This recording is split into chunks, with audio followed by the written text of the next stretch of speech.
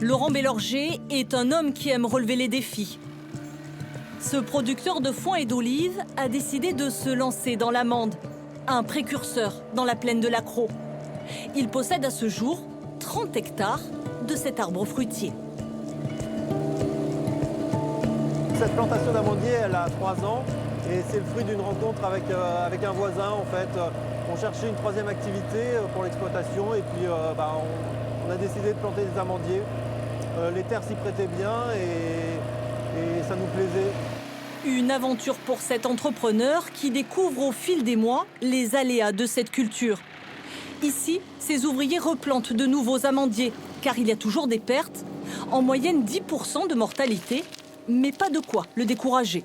Une nouvelle culture, c'est toujours un pari risqué, parce qu'on est dépendant du temps, du climat, et en plus, voilà, c'est une culture qu'on connaît plus en France. En fait, ce qui a fait que la production d'amandes s'est arrêtée en Provence, c'était le risque de gel. Il y a eu trop d'années où les producteurs ont perdu leur récolte à cause du gel, et donc c'est une culture qui a été abandonnée. Aujourd'hui, on a des variétés qui nous permettent de fleurir plus tard, et c'est pour ça qu'aujourd'hui, il y a à nouveau cet engouement pour l'amande.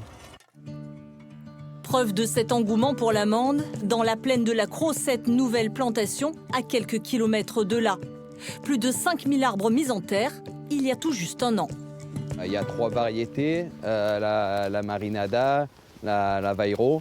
Donc là, on est sur une variété Vairo.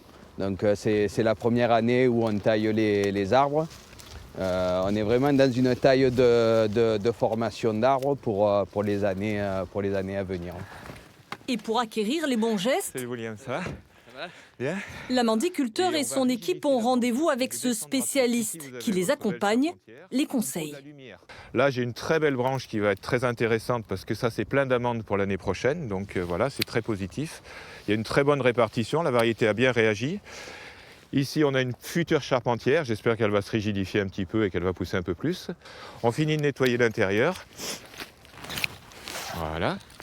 On connaît ce terroir déjà pour la culture du pêcher, de l'abricotier. Donc l'amandier, qui est aussi un prunus, est parfaitement adapté. On a du vent.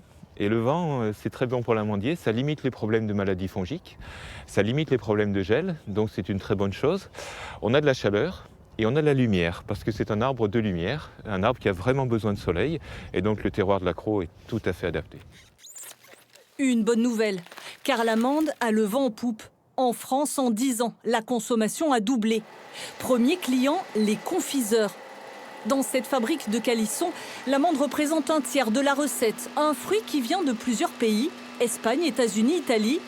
Mais l'entreprise aixoise veut aujourd'hui jouer la carte du local, mise sur l'amande de Provence. Nos clients sont sensibles à l'approvisionnement local, à ce qu'ils mangent, d'où ça vient, comment c'est fabriqué. Aujourd'hui, sur cette recette, on est sur la moitié de nos amandes qui viennent de Provence. 50%, oui, qui viennent de Provence. Donc c'est déjà un premier pas et la volonté, c'est d'aller encore plus loin dans l'avenir.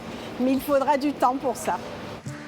Et si la demande est forte, la production, elle, est très insuffisante. 400 tonnes par an en France, alors que nous en consommons 100 fois plus.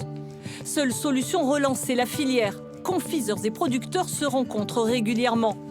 Objectif, inciter les agriculteurs à planter davantage, au moins 200 hectares chaque année, et créer un label Amande de Provence.